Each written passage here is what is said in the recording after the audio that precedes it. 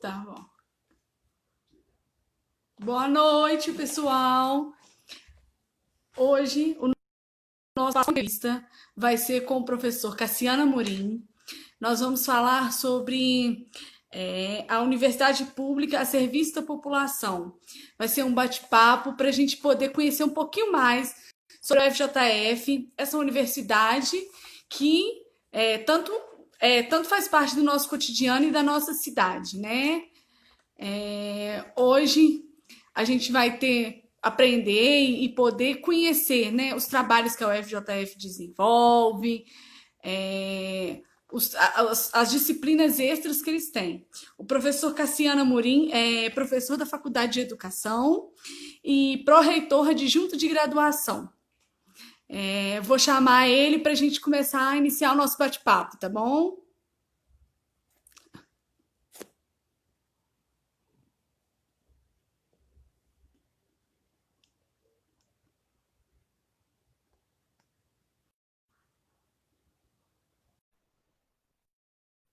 Vamos guardar ele entrar aí. Ele já passou aqui na nossa...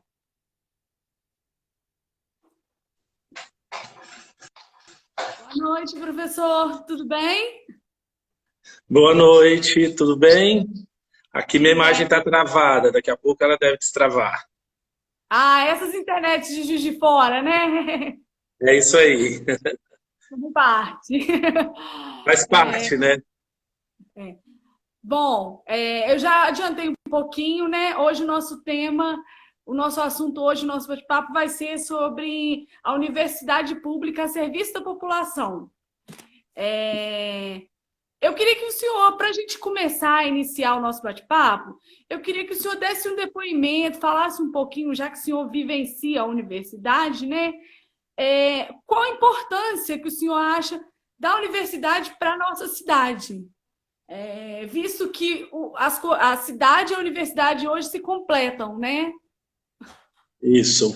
Então, vou começar, antes de falar exatamente do tema, né, agradecer o convite. Estou muito feliz de estar aqui hoje com a comunidade paroquial, né, de Santa Terezinha e demais que estão conosco. Então, uma boa noite para todas e todos.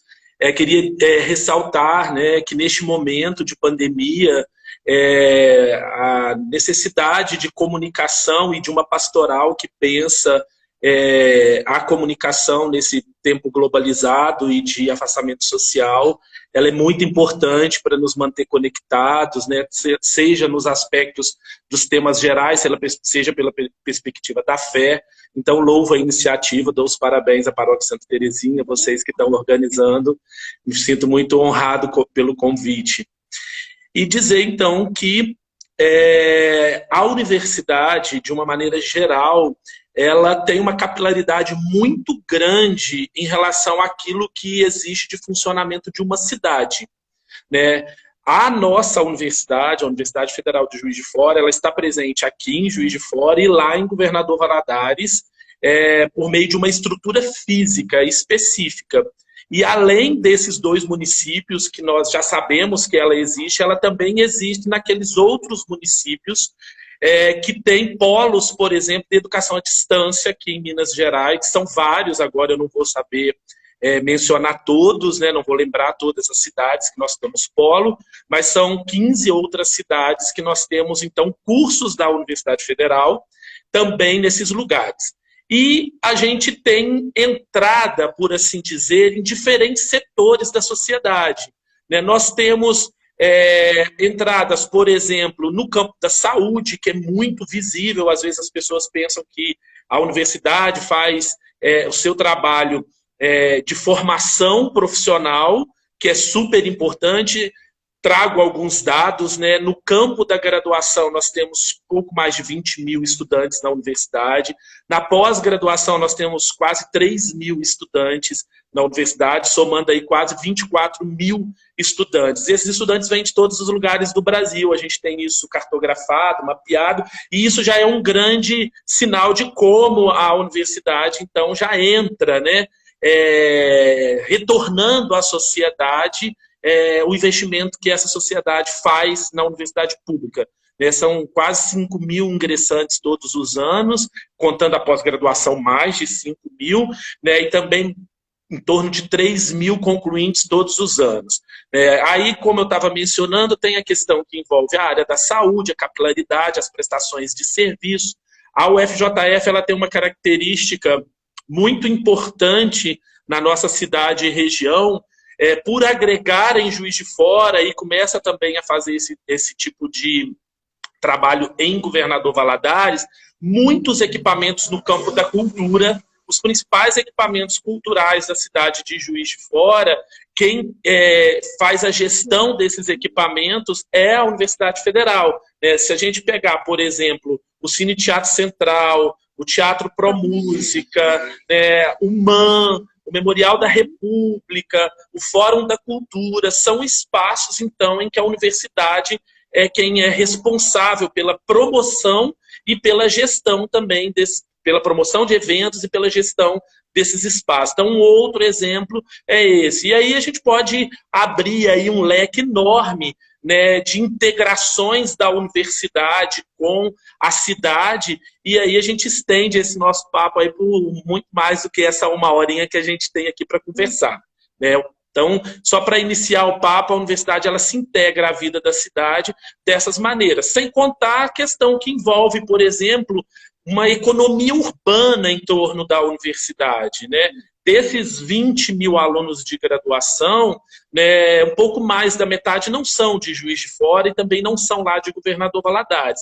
Eles vêm para cá, consomem, né, aluguéis, né, alimentação, transporte, cultura, lazer, né? Então é importante ressaltar essa integração que existe de todo o universo da cidade, com a presença de uma universidade grande, né, como é a nossa já, para Juiz de Fora, uma universidade grande, né, e que se integra de diferentes maneiras ao espaço da cidade.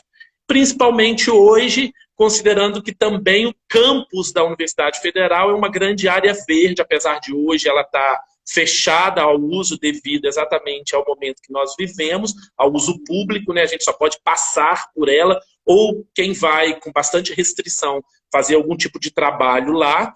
É uma grande área de lazer também, o espaço da universidade aqui, fora as outras áreas de lazer, que eu posso citar um recém-inaugurado, aí muito próximo à paróquia de Santa Terezinha, que é o Jardim Botânico da universidade também. E assim, diante desse trabalho da UFJF, as pessoas conhecem muito, igual o senhor falou, às vezes conhecem os trabalhos culturais, um ou outro, mas não conhecem algumas ações que vocês que às vezes estão dentro da UFJF proporcionam. A clínica de atendimento odontológico, alguns trabalhos de assistência social. Queria que o senhor falasse um pouquinho desse trabalho que a UFJF desenvolve com a comunidade do entorno, que a UFJF oferece para a cidade de Juiz de Fora. Ok. Vou falar de três grandes pilares, em que principalmente essa gestão do professor Marcos Davi, da professora Gilene, se baseia juntamente com outros dois que agregam, e aí eu vou abrindo o leque para falar de cada uma dessas áreas. No campo do ensino, como eu mencionei, nós temos aí uma quantidade enorme de vagas sendo ofertadas ano a ano, e já acabei mencionando, tanto do ensino de graduação quanto da pós-graduação. No âmbito da pesquisa, que é uma outra função, né, social da universidade, a gente tem uma quantidade enorme de pesquisas sendo desenvolvidas, apesar que eu acho que é importante destacar, nos últimos anos, a gente tem problemas com financiamento para essas pesquisas, né, a gente tem aí uma redução do investimento público no âmbito da pesquisa. Nós temos tentado responder aos anseios da sociedade por meio dessas pesquisas. Acho que um dos melhores exemplos de visibilidade daquilo que a universidade hoje faz em relação à pesquisa para a sociedade brasileira e para a sociedade juiz-forana e de Governador Valadares são as respostas que nós temos dado no âmbito da questão da pandemia e do Covid-19. Então, a pesquisa ela também é uma atividade inerente ao desenvolvimento do papel da universidade. A gente agrega essa questão muito importante que você mencionou da extensão, né? O que a universidade faz, então, que pode devolver diretamente à sociedade serviços. A Universidade Federal de Juiz de Fora, se vocês entrarem no site, né, da universidade, ufjf.edu.br/carta de serviços, elaborou uma carta de serviços e lá, então, tem uma série de serviços que a universidade presta à sociedade. E dentro do caso da extensão, são muitos, é uma variedade enorme, gigantesca de projetos e programas que a gente tem de extensão. Eu fiz um levantamento rápido, 2019, chegam quase a 600 projetos e programas de extensão na universidade. Os mais conhecidos e que têm um volume maior de trabalho são esses que você já citou. Eu coloquei alguns aqui para eu não me esquecer, mesmo não cobrindo toda a grandeza desses projetos. Eu posso citar, por exemplo, a questão que envolve o hospital universitário. O hospital universitário, o HU, o famoso HU da Universidade Federal, só para a gente ter uma ideia, ano passado foram realizadas 147 mil consultas no HU. É um hospital público, né? É um hospital vinculado, é um hospital de ensino da universidade, hoje administrado pela EBSER, mas é o nosso hospital, é o nosso HU. Exames de... Pois não? Vale ressaltar que é um hospital 100% SUS, né? 100% público, 100% SUS, e que tem aí feito, né, esse trabalho de consultas. Eu vou dar os dados aqui também de exames e internações gerais, e hoje, neste momento, tem sido um hospital referência ao tratamento da Covid-19 em Juiz de Fora, para Juiz de Fora e região. São quase 30 mil exames de imagem em 2019, e 5.344 internações. Né? Também são dados públicos, esses dados são publicados no site do HU, quem tiver interesse pode procurar. Também a clínica de odontologia na universidade, ela atende a comunidade, né, por meio também de indicação que nos chega pelo SUS, né, pelos dentistas em que as pessoas vão no SUS e eles encaminham para o tratamento lá na universidade. A clínica funciona no próprio campus da universidade, no prédio da odontologia. Agora ela está sem atendimentos, infelizmente. Eu destaco o importante trabalho feito pelo CPA também, né, que é a nossa clínica de psicologia aplicada do curso, os trabalhos são coordenados pelo curso de psicologia, que funciona lá na rua Santos Dumont, no bairro Granbury, também prestando serviços à comunidade. A farmácia universitária funciona dentro do próprio campus, ali na entrada do campus pelo São Pedro, a gente chama de entrada norte, também presta serviços à comunidade. Eu destaco também no campo jurídico a presença do núcleo de apoio jurídico que nós temos e que os trabalhos são coordenados pela Faculdade de Direito da universidade, e eu estou falando todos os serviços aqui de Juiz de Fora. Eu não vou mencionar os serviços específicos lá de Governador Valadares, porque são outros endereços, mas lá também esses serviços acontecem, inclusive também o núcleo de prática jurídica. No caso de Juiz de Fora, ele funciona na Avenida Presidente Itamar Franco, na Avenida Independência.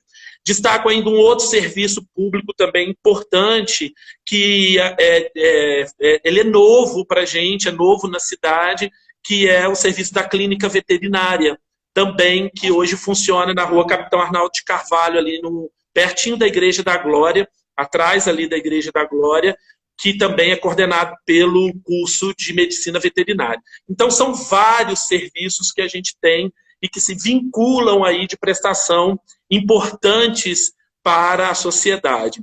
Eu gostaria de ainda avançar e apresentar, por exemplo, um trabalho que é desenvolvido, que eu acho que é muito importante, também de retorno à sociedade, com a presença de estudantes do campo de formação de professores, das licenciaturas. São 222 bolsistas que trabalham em mais de 30 escolas do município de Juiz de Fora, fazendo trabalho de formação, mas também de retorno à sociedade, por meio de um projeto chamado PIBID, Programa Institucional de Bolsas de Iniciação à Docência.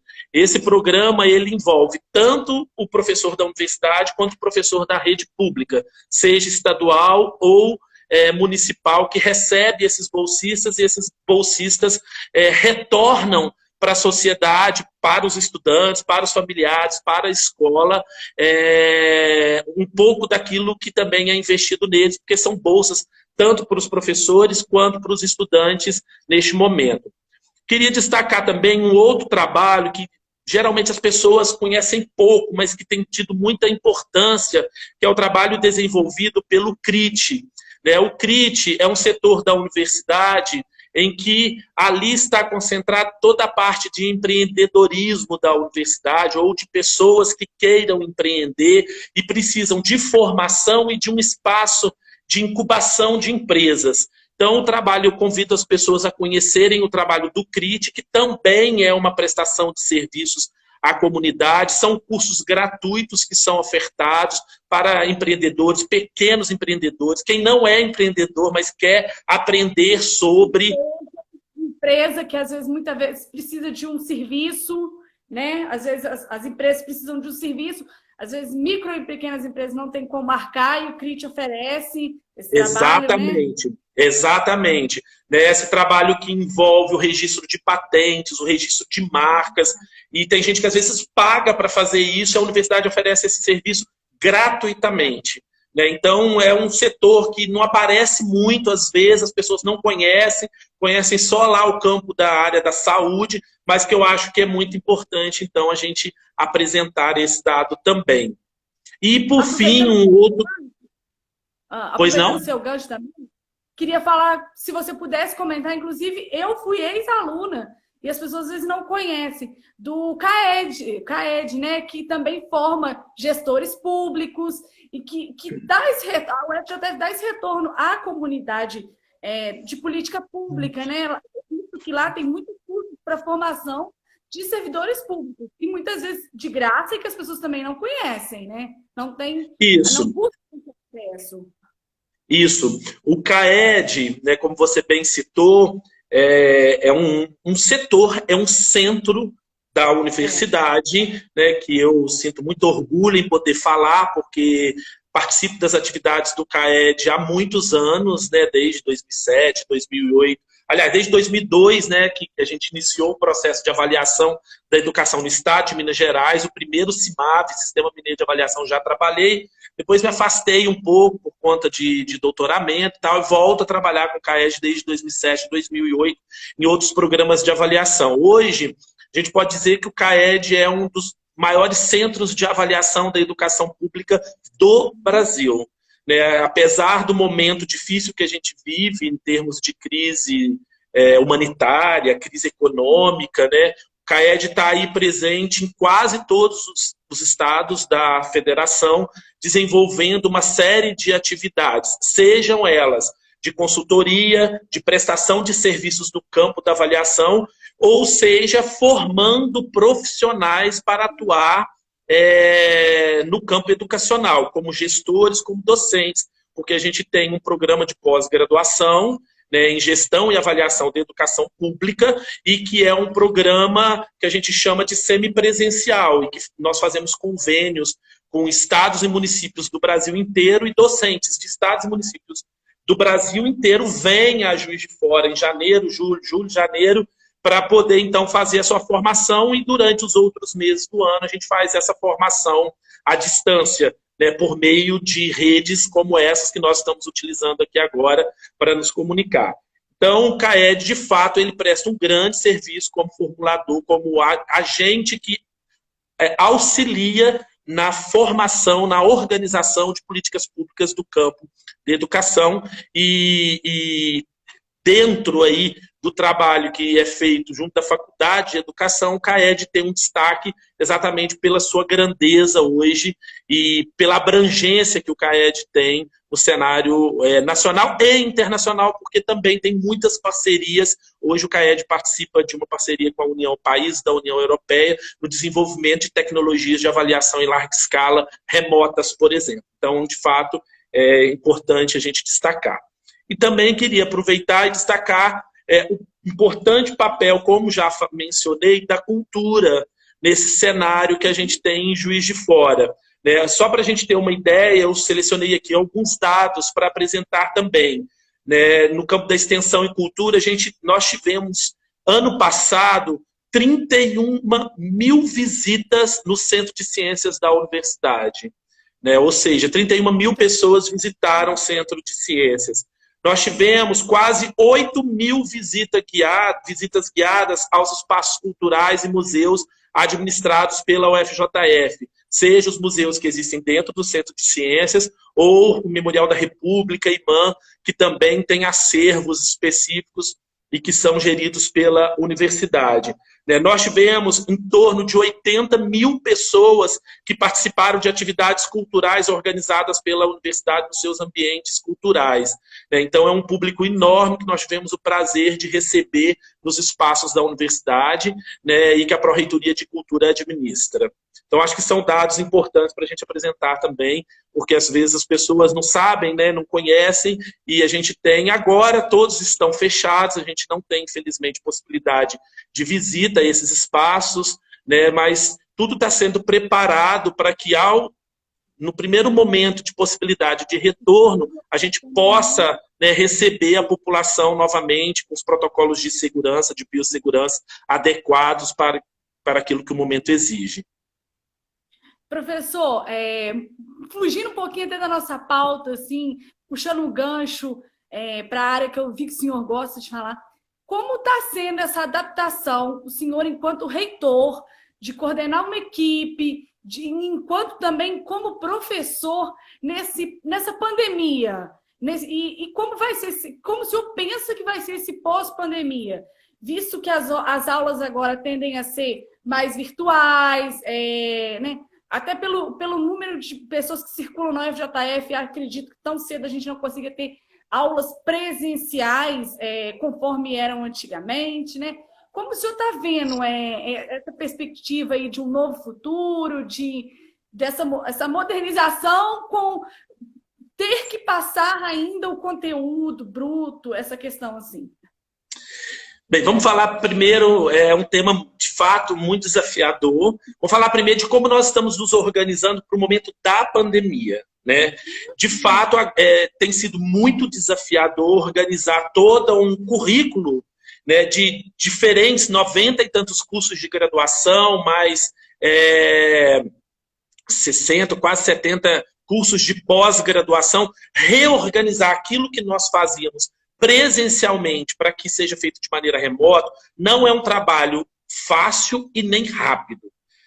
Demandou muito tempo para a gente organizar. Por quê? Porque grande parte das nossas atividades ou dos nossos percursos formativos, profissionais, eles demandam muitas atividades práticas.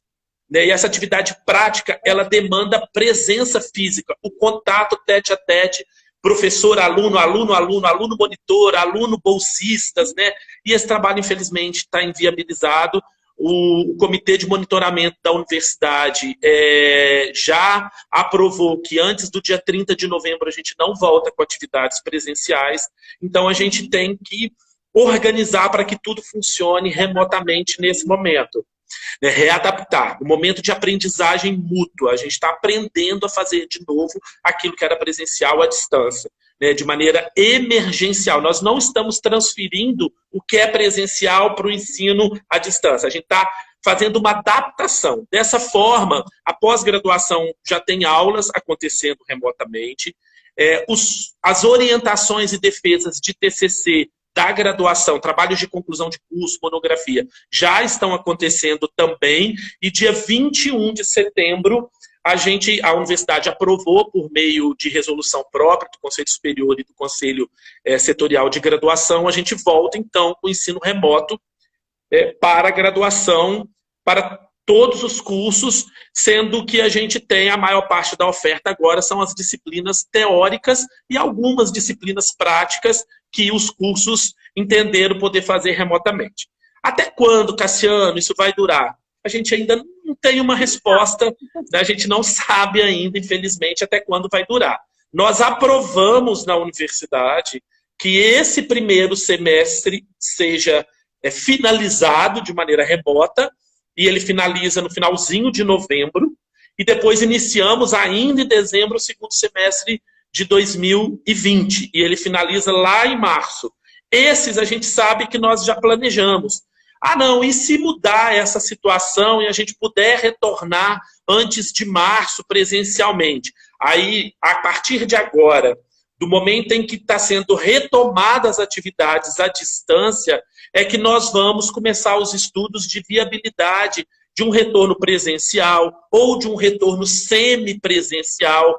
A gente tem feito esse trabalho dividido por meio de comissões. Existe uma comissão que pensa o ensino, que é acadêmica. Existe uma comissão que pensa a parte de tecnologias da informação, para atender exatamente a essa demanda que nós temos. Nós temos uma grande quantidade de estudantes que responderam a um instrumento de coleta de informações que nós aplicamos, que não tinha internet adequada, e não tem, né, que não tinha computador adequado. Então, a gente está tentando viabilizar uma série de ações para exatamente permitir que esses estudantes tenham esse acesso.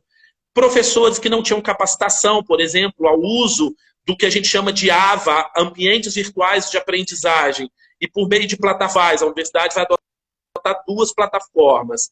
Uma que já usa, já utilizava, que é o Moodle, e uma nova que a universidade, então, adquiriu o direito de uso, que é a plataforma Google, né, o Classroom do Google. Então, a gente está capacitando ainda os nossos docentes para que eles possam usar essas plataformas de maneira adequada e que a qualidade da formação seja mantida.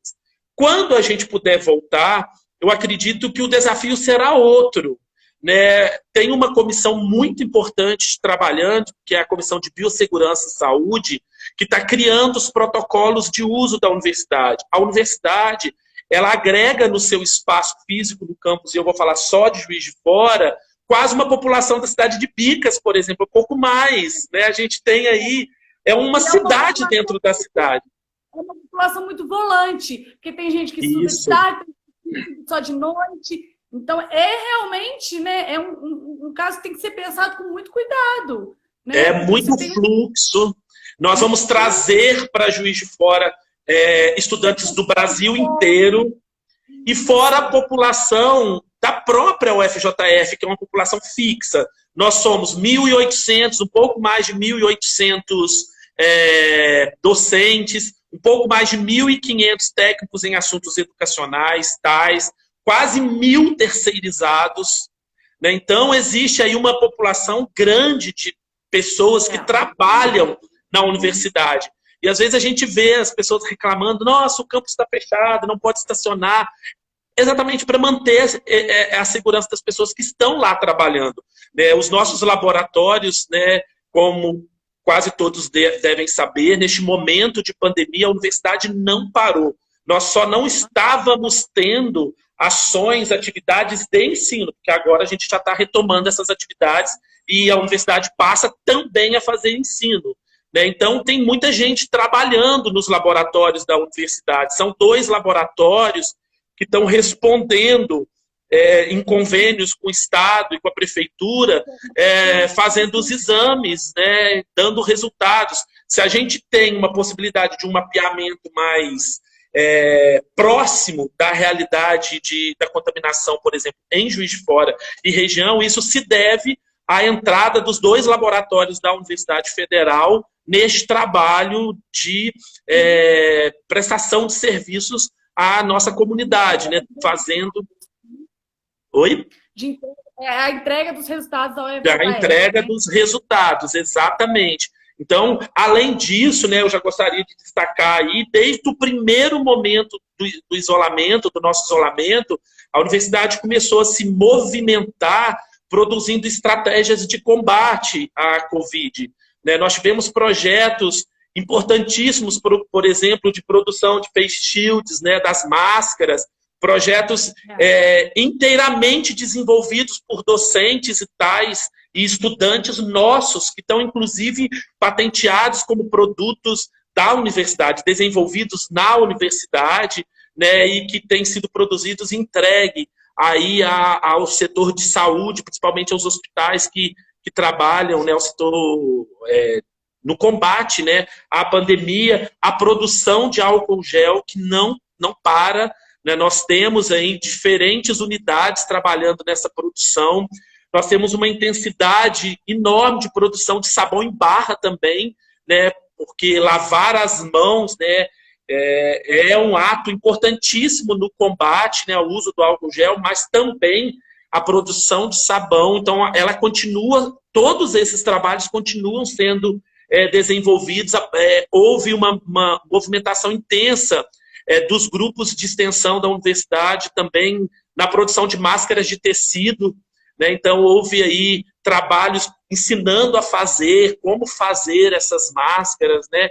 Então, também esse trabalho foi desenvolvido.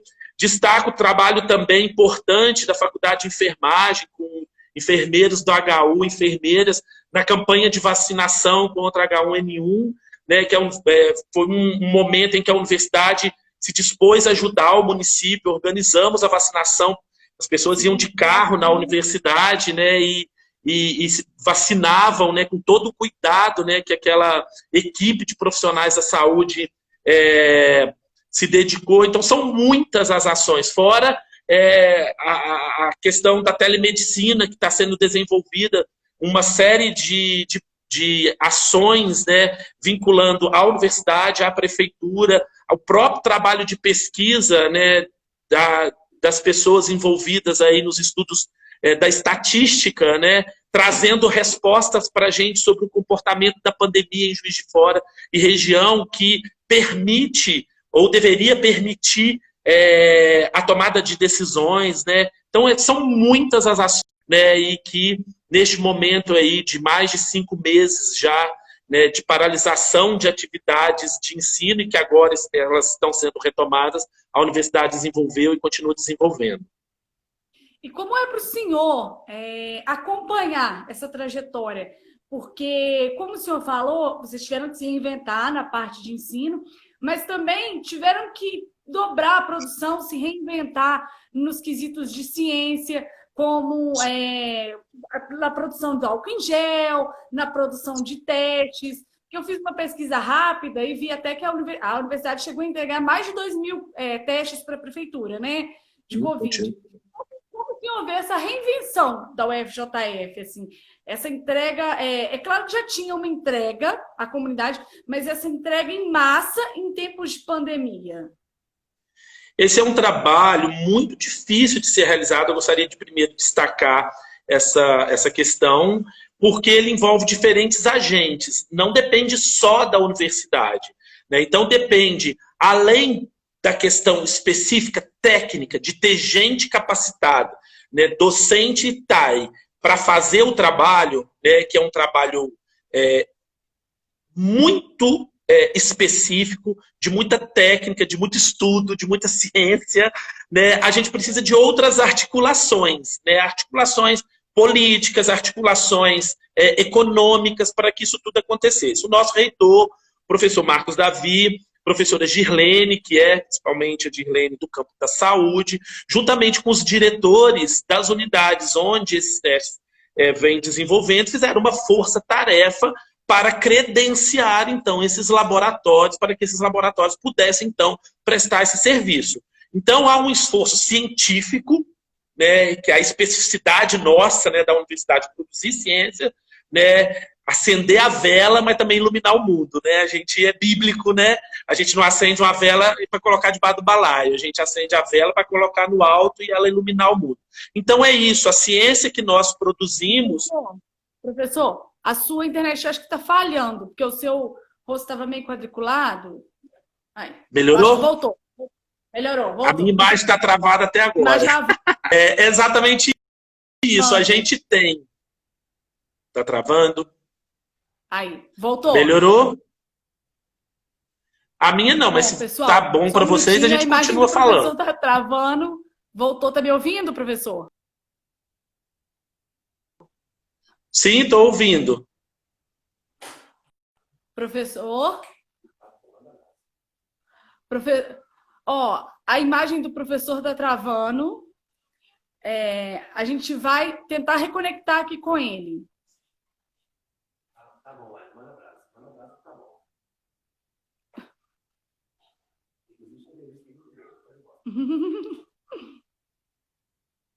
Vamos ver se a gente vai conseguir reconectar com ele. Oi, voltamos. Voltamos. Estou te ouvindo. Você me ouve? Ouço, vamos lá. Vamos lá. A gente está falando desse trabalho, né? Se você puder continuar falando da Isso. parte acadêmica e científica, né? Isso. Eu estava falando que a universidade ela acende a vela, né? Ela acende a vela através, por meio exatamente da pesquisa, da ciência, né? E a prestação desse serviço é a luz que vai iluminar o mundo, né? Usando aí uma metáfora bíblica, né? Então é uma articulação, né, de sujeitos da universidade com outros gestores públicos que fazem com que a gente consiga prestar, então, esse serviço à sociedade. Né? Pegar aquilo que nós fazemos todos os dias, que é pesquisar e ensinar, né, com aquilo que é a necessidade hoje da nossa sociedade. Prestar um serviço, um retorno, esse específico no campo da saúde pública. Já reparei que o senhor tem um carinho especial pela parte de cultura. Eu também, através das minhas pesquisas para a nossa entrevista, vi que a UFJF esse ano, inclusive, o Festival de Música Colonial, né, vai ser, acho que já aconteceu, online. Como que é essa remodelagem cultural? O que a UFJF está pensando nesse pós-pandemia? De ter essa remodelagem? Vocês já estão pensando em alguma coisa nesse quesito até dos centros culturais, das visitações? Bem, eu vou te falar de maneira bem geral, porque é a professora Valéria Faria que cuida especificamente do campo da cultura, é a nossa pró-reitora de cultura, quem cuidou dessa parte do festival e que cuida dessa parte principalmente do Festival Internacional de Música Colonial é o professor Marcos Medeiros, né, o meu colega de faculdade de educação, trabalha comigo na faculdade de educação, ele é músico, né, e é professor de música também. Esse momento ele está colocando enorme desafio para todos os campos. Né? O que eu sei, por exemplo, do campo da cultura, uma vez que a gente não consegue ter aglomerações neste momento, é que estão organizando exatamente esses eventos online. Além de um festival, por exemplo, online, eu acompanho o trabalho do coral acadêmico da UFJF. Convido todo mundo para entrar, conhecer a página. Eles têm uma página no Instagram. Você sabe a página? A página Coral Acadêmico da UFJF, está no Instagram. Né? E aí, outras... Segue aí, galera. Oi? Segue aí, Coral Acadêmico... Isso. Da UFJF. E além, que estão desenvolvendo atividades à distância, né? Além, por exemplo, de exposições, por exemplo, a professora Valéria tem organizado exposições virtuais também do nosso acervo. Né? O MAN, né, o Museu de Arte Murilo Mendes, tem um acervo enorme, né? Tanto material do próprio Murilo Mendes, que doou, né, parte do seu acervo à universidade, quanto uma quantidade enorme de material de outros artistas plásticos, e eles têm organizado exposições virtuais. Então, esse momento pede, né, além das lives. Eu acho que as lives têm sido a grande sacada, né, os webinários, né, antes era seminários, a gente chamou hoje de webinários, né, eles têm trazido possibilidades, respostas muito boas para esse momento, porque um dos males que a gente vive da contemporaneidade, e principalmente dessa trazida pelo Covid, é o isolamento. Né? E a gente pode se comunicar, pode ter acesso a um pouco daquilo que está acontecendo no mundo por meio das redes, para quem tem acesso a essas redes e consegue interagir por meio delas. Não é o ideal, não é aquilo que a gente gostaria que pudéssemos estar vivendo, mas é o que a gente consegue fazer nesse momento e tem ajudado muito contra, principalmente, o adoecimento mental, que é esse que vem exatamente com a ansiedade, com a angústia, com a tristeza, principalmente longe das pessoas que a gente gosta, que a gente tanto queria estar perto. Né? Então, é dessa maneira que a cultura tem se reinventado, o ensino tem se reinventado, a inovação tem se reinventado, a extensão tem se reinventado, né? Diferentes setores da universidade têm pensado a possibilidade de continuar fazendo aquilo que sempre fez, né? Ensinar, pesquisar e prestar serviços à comunidade. Voltando ao nosso papo anterior, né? A questão dos atendimentos na UFJF. Hoje eles estão suspensos. O atendimento psicológico, da clínica de odontologia, estão todos suspensos hoje, ou alguns já estão retornando vagarosamente, com certos cuidados? Então, tem alguns funcionando. Eu não vou saber te falar agora pela quantidade de serviços que são prestados, como que cada um está acontecendo. Tá? Mas, por exemplo, no HU tem vários serviços sendo prestados, inclusive alguns por teleconsulta, né, telemedicina, né, que foi autorizado, né, pelos conselhos nacionais, né, para que eles possam acontecer.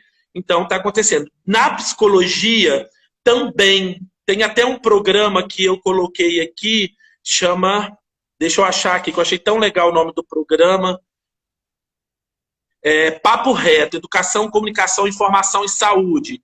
Então, as pessoas estão dando orientações sobre como lidar com essa questão que envolve a ansiedade, os medos, as angústias em tempos de pandemia. No caso da odontologia, não. Da odontologia está fechado.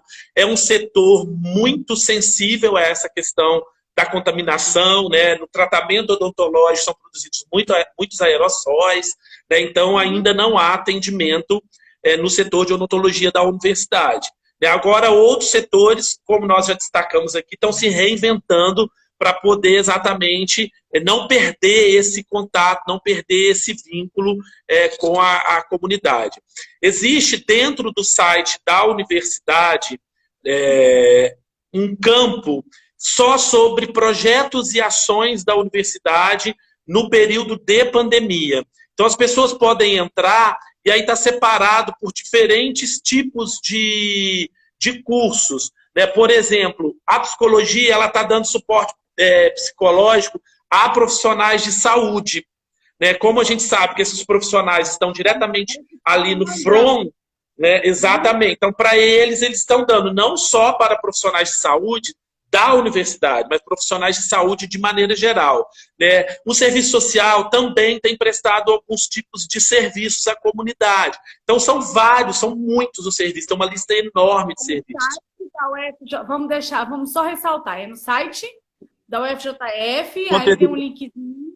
Isso, um link que está escrito projetos e ações durante a pandemia. Então, está lá, projetos e ações da universidade no momento de pandemia. E lá está listado todos os projetos que a universidade tem desenvolvido. São muitos os projetos.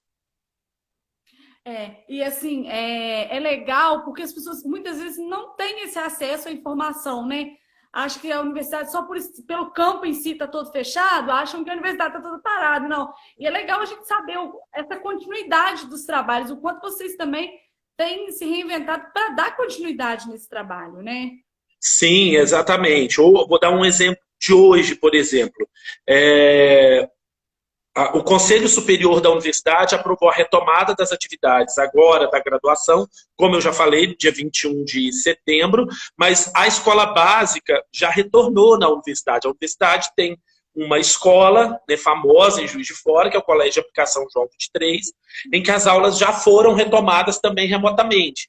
No Colégio de Aplicação João 23, nós temos um programa de residência docente, né, de formação continuada de professores. É um programa inédito no Brasil, né, não tem outro lugar que tenha um programa parecido com esse, e hoje nós tivemos um seminário de encerramento de formação desses docentes da residência. Então, são 11 professores que encerraram a sua imersão na residência, né, do João 23, e outros 11 que estão iniciando também agora esse programa e vão fazer agora 2020 e 2021 a sua formação continuada por meio das atividades no Colégio de Aplicação João 23. Elas iniciam agora remotamente, e a gente tem expectativa que no próximo ano, né, com o avançar aí, com a mudança no cenário epidemiológico, quem sabe uma vacina, a gente consiga retornar, e aí sim, no retorno, com todos os estudos, as pesquisas que a própria universidade tem desenvolvido, os estudos de protocolo, de segurança, de biossegurança, a gente consiga que esses residentes e outros, né, que fazem formação conosco possam regressar presencialmente, mesmo que seja parcialmente presencialmente, né? Agora, assim, pensando no futuro, o que o senhor acha que vai dar continuidade nesse? Você acha que esse ensino remoto veio para ficar? Ele vai ser uma coisa que tende a ser até maior na UFJF, talvez, do que o ensino presencial? Ou não? O senhor acha que, no pós-vacina, as aulas vão voltar como era antes? O que você acha que vai ser mais impactante nesse pós-pandemia? Isso vai dar continuidade ou não? Vamos lá. A universidade está fazendo uma opção emergencial pelo ensino remoto, né? Nós não estamos abrindo mão da formação acadêmica feita presencialmente. Nós entendemos que aquilo que nós concebemos como qualidade de formação, da forma como os cursos foram pensados e aprovados, eles foram feitos para serem de maneira presencial. Não que os cursos de educação à distância, ofertados inclusive pela universidade, nós temos 7 cursos, 6 de licenciatura e 1 bacharelado em administração pública, e as outras são pedagogia, licenciatura em ciência da computação, física, química e matemática e pedagogia, que eles não tenham qualidade, mas eles são pensados para serem ofertados de uma outra maneira. Inclusive o público é diferente, né? E também o projeto pedagógico é diferente. Então, quando a gente tem uma mudança para oferta na universidade, nesse momento, ela é feita de caráter emergencial, para atender a necessidade desse momento. Eu acredito que o aprendizado do uso de tecnologias é que com certeza vai ficar. Muita gente temia, né? Que isso? Nunca tinha feito uma live, fazer live não sei mexer com isso, né? Não quero saber dessa coisa de usar tecnologias nas minhas aulas, né? Acha que a aula online pode não ser tão eficiente, né? Todos esses quesitos, assim, que às vezes o aluno pode estar com outra distração. A questão da aula online, ela é uma questão que, assim, que varia muito de perfil de público. Primeiro, vamos lá, pela questão legal. Existe legislação. A educação básica, educação infantil e depois, primeiro ano do ensino fundamental ao terceiro ano do ensino médio, não tem autorização para ser nada remoto. Nada online. Agora, no período de pandemia, que o MEC e depois o Conselho Nacional de Educação autorizou as escolas para que a gente tenha uma continuidade desse processo que está sendo feito de maneira muito precária, né? A gente que é pesquisador do campo da educação, que é professor, professora, ou que tem estudante em casa, a gente sabe das dificuldades que nós estamos enfrentando para, como professores e gestores, implementar, ou como pais, para fazer com que os nossos estudantes façam o acompanhamento daquilo que é feito na escola. Nada substitui a escola. Nada substitui o bom professor, né? Então, vamos lá. Educação básica nem autorização tem. Educação superior, a legislação é diferente. Na educação superior, nós temos autorização para ter parte do currículo dos cursos presenciais ofertados de maneira à distância. Mas, para isso, o curso tem que pensar o que do nosso curso, o que da faculdade de jornalismo eu consigo ofertar à distância. Eu consigo ofertar tudo? Não, eu não consigo ofertar tudo. Eu preciso que ele venha para esse laboratório de fotografia. Eu preciso que ele venha para esse laboratório de iluminação. Eu preciso que ele venha para esse laboratório específico de áudio, né, de sonoplastia. Porque só presencialmente, manipulando esses equipamentos, discutindo com o docente, com o monitor, né, com outro colega, que ele vai aprender. Então, no ensino superior, nós já temos legislação que nos autoriza. Alguns cursos usam, outros cursos não usam. Então, agora, o que eu acho que vai ficar para quando nós pudermos retornar presencialmente é a aprendizagem do uso do que a gente chama de TICs, Tecnologias da Informação e do Conhecimento. As TICs, elas são fundamentais hoje no mundo globalizado, no mundo da sociedade do conhecimento. E ela nos ajuda muito, a gente não tem que ter medo de usar, a gente tem que usar com criticidade, a gente tem que usar com profissionalismo. Não é montar uma aula só... Oi? Usar com sabedoria, para o aluno e para o professor, né? Exatamente, porque quem está em trabalho remoto, como nós estamos, né, também estamos adoecendo. Né? Os docentes estão trabalhando 2 vezes, 3 vezes mais do que já trabalhava antes. Por quê? Porque é um desafio pegar todo o seu planejamento que estava feito por meio de textos, estava no livro didático, estava lá naquele monte de material que nós levamos para a sala de aula, que não é um material e não é aquela coisa rígida, e transformar aquilo em um material digital. Né? Como que eu vou transformar, né, em material digital a questão que envolve os saberes produzidos na sala de aula? Porque não é só o conteúdo. Existe ali uma escuta atenta, o profissional, o professor. Por isso que quando alguém fala, para professor tem que ter amor, mas tem que ter formação. Né? Você tem que ter um ouvido específico. Né? Você tem que ter uma fala direcionada. Ser professor é ser profissional. Eu tenho que ter profissionalismo. Eu tenho que saber que horas eu vou falar, como eu vou falar, quando eu vou falar. Isso se chama metodologia e didática, que caminham juntos. Isso no ensino remoto, principalmente o ensino remoto, que é feito de maneira emergencial, não acontece tão bem como no presencial. Se no presencial nós temos desafios, no remoto nós temos muito mais desafios. Eu não estou vendo se o estudante está prestando atenção ou não. Fulano, você está aí, ó, presta atenção no que eu estou falando. Não estou vendo. Né? Você fez, você leu. Vamos lá, aquele que está mais desatento, você chama pelo nome. Vem cá, por que você não está prestando atenção? O que está com a cabeça deitada, que está dormindo, você não está vendo. As pessoas não fazem ideia do trabalho que o professor tem numa sala de aula presencial, né, de estar atento a esses detalhes, que não é o detalhe. Eu sou professor de geografia, da geografia. Não é o detalhe da matemática, não é o detalhe da física, é o detalhe de formação humana, de formação crítica.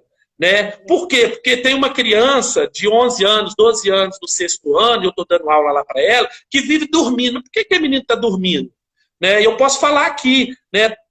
Já aconteceu comigo, eu chamei a coordenação, falei, olha, esse estudante ele é muito bom, mas ele vive dormindo, o que será que está acontecendo? Foram ver os pais relatarem, ele fica no videogame até 2, 3, 4 horas da manhã. Então, é o professor que vai observar, a professora que vai observar isso na sala de aula, para além de ensinar inglês, para além de ensinar matemática, para além de ensinar história, para além de ensinar a língua portuguesa. E nada substitui isso na sala de aula presencial. Nada. Né? O ensino remoto, ele vem apenas para, neste momento, resolver, na escola básica, resolver um problema que nós estamos. Né? Ficar parado. Porque hoje, né, tem acompanhado aí o pessoal que trabalha e escreve pesquisa sobre infância. Um dos maiores problemas hoje da infância na pandemia não é necessariamente o problema do conteúdo que ele não está vendo. É o problema da ausência que ele está tendo do contato com a professora. Da ausência do contato com o coleguinha, com a coleguinha. Essas crianças, elas estão sofrendo de ausências. Né, e de ausência física. Por quê? Nós, né, assim, é um novo mundo, é um novo jeito né? E ensinar remotamente é difícil por tudo isso que a gente está trazendo aqui. Né? Então, para lidar com isso, né, a professora, e aqui em casa todos somos professores, né, então eu vejo o quanto a gente tem de dificuldades. Professor, vou precisar encerrar a nossa live, porque o tempo já está estourando aqui. Agradeço muito a sua presença. Queria saber se você quer deixar um último recadinho. Para quem está nos acompanhando, não deixe de seguir as nossas redes sociais, tá? Paróquia de Santa Terezinha, Juiz de Fora. A gente tem programação todos os dias, de segunda a domingo, tá? Segunda é o Passo com Entrevista. Terça-feira a gente tem um quadro com o Padre Everaldo. Quarta-feira tem o Papa Francisco. Quinta-feira a missa. Sexta-feira o diácono. E sábado os jovens e domingo novamente a missa. Não deixe de seguir a gente sempre tem um conteúdo legal para você. E queria agradecer. Queria saber se o senhor quer falar mais alguma coisa para a gente estar encerrando. Novamente agradecer. Eu sei que as lives são rápidas e tem que ser mesmo uma forma de comunicar. Né? Deixar novamente os parabéns à paróquia, ao Padre Everaldo, que é um grande amigo de longuíssima data, que eu tenho muito carinho e sei que a paróquia está muito bem sob os cuidados dele. Né? E dizer a todos que a Universidade Federal Juiz de Fora é pública, ela é uma universidade que é um patrimônio da população de Juiz de Fora, da população brasileira. Nos ajudem a defender esse patrimônio tão importante, então, para a nossa sociedade. Muito obrigado e parabéns pelo trabalho que vocês têm desenvolvido na paróquia, viu? Muito obrigada, boa noite. E continue acompanhando a gente. Quem sabe a gente se encontra numa próxima live, porque a gente ainda tem muito assunto, não é isso? Podem me chamar que eu falo muito. Com certeza. Foi muito bom estar com você, tá? Muito obrigada. Igualmente. Boa noite. Boa noite, bom descanso. Tchau, tchau.